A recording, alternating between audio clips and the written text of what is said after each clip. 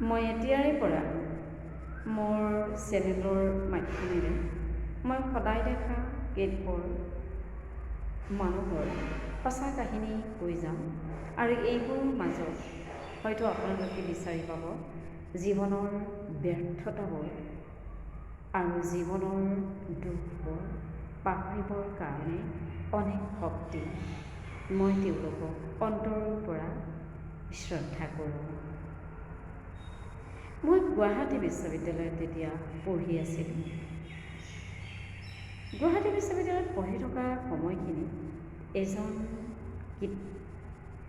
এজন ব্যক্তিয়ে এখন কিতাপৰ দোকান দিছিল। তেওঁ কিতাপৰ দোকানখন আন মানুহৰ দৰে স্থায়ী দোকান নাছিল, অস্থায়ী দোকানখন দিছিল। ভিতৰ ভাগতে বিক্ৰীও যথেষ্ট হৈছিল। সেই বিক্ৰীৰ টকাৰে তেওঁ চলি আছিল। হয়তো তেওঁ পৰিয়ালৰ আন মানুহবোৰকো সেই বিক্ৰীৰ পইচাৰে তেওঁ চলাইছিল, নাইবা তেওঁলোকৰ পৰিয়াল নিশ্চয় তেওঁ চলাইছিল। তেনেকৈ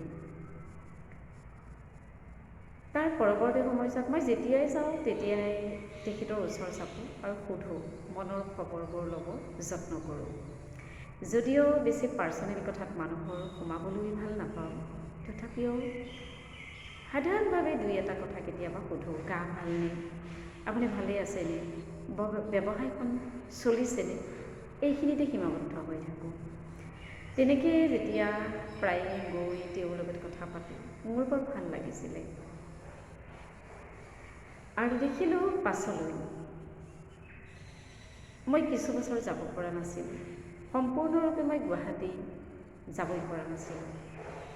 আৰু কিছু বছৰ পাছত যেতিয়া মই গৈছিলোঁ, তেতিয়া তেওঁৰ সেই অস্থায়ী দোকানখনৰ আগৰ ঠাইটুকুৰা তেওঁ হেৰুৱাইছিল। বিশ্ববিদ্যালয়ৰ মূল তোৰণৰ ভিতৰ ভাগৰ ফালেই আছিল তেওঁৰ প্ৰথম ঠাইখিনি। আৰু তাৰ পৰৱৰ্তী সময়ছোৱাত যাওঁতে মই তেওঁক সেই ঠাইখিনিত পোৱা নাছিলোঁ। তেওঁক দেখিছিলোঁ অলপ মাৰ্কেটৰ ফালৰ ফুটপাথত। তেতিয়াও মই তেওঁক চিনি পাইছিলোঁ, পুনৰ তেওঁৰ খা খবৰ লৈছিলোঁ। আৰু তেনেকৈ মই তেওঁৰ খবৰ বাতৰি লৈ মই মোৰ ফালৰ পৰা সামান্য সহায় হিচাপে কৰিব পৰা সহায়টো সদায় কৰিবলৈ চেষ্টা কৰিছিলোঁ। সেইটো হৈছে মই পুৰণি যিকোনো কিতাপ তেওঁৰ পৰা, আলোচনীয়ে হওক নাইবা অন্য ধৰণৰ কিতাপ তেওঁৰ পৰা মই কিনি লৈছিলোঁ। তেওঁৰ তাত নতুন কিতাপ যদিও পোৱা যায়, পুৰণি আলোচনীসমূহো কিন্তু পোৱা যায়। বিস্ময় হওক, নন্দিনী হওক, গৰিয়সী হওক, সখী হওক, মায়াই হওক, এইবোৰ আলোচনীৰ পুৰণি হোৱা স্বত্তেও এটা কি থাকিছিলে, মানুহৰ আকৰ্ষণ থাকিছিলে। প্ৰান্তিক বা বিভিন্ন ধৰণৰ নলেজ, জেনেৰেল নলেজৰ কিতাপবোৰ সৰু সৰু বিভিন্ন এক্সামিনেশ্যন দি থাকোঁতে আমাক দৰকাৰ হোৱা তেনেধৰণৰ কিতাপ।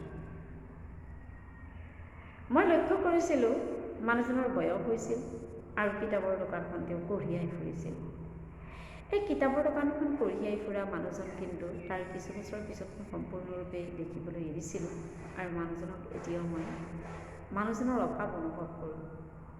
কাৰণ সেই সময়ত তেওঁৰ মাজত থকা শক্তিখিনি দেখি মই সেই সময়ত যিহেতুকে লেখা মেলা কৰিছিলোঁ খুব ভালকৈ, মই কোনোবা এখন কাকতত তেওঁৰ কাহিনীটো সৰুকৈ লিখিছিলোঁ। মানুহজনৰ প্ৰতি মোৰ আকৰ্ষণৰ কাৰণটো আছিল তেওঁ পুৰণি কিতাপৰ মাজত নতুন কিতাপত 2-4খন আনিছিল। য'তেই নহওক ততে তেওঁ সন্তুষ্ট থকা যেন লাগিছিল। তাৰ বাহিৰেও কথা বতৰা খুব ভাল লাগিছিল। বয়সস্থ মানুহ আছিল। ভাগৰি নপৰা যিটো তেওঁৰ মাজত এটা মই শক্তি লক্ষ্য কৰিছিলোঁ, এই ভাগৰি নপৰা শক্তিটো আছিল তেওঁৰ একমাত্ৰ শক্তি।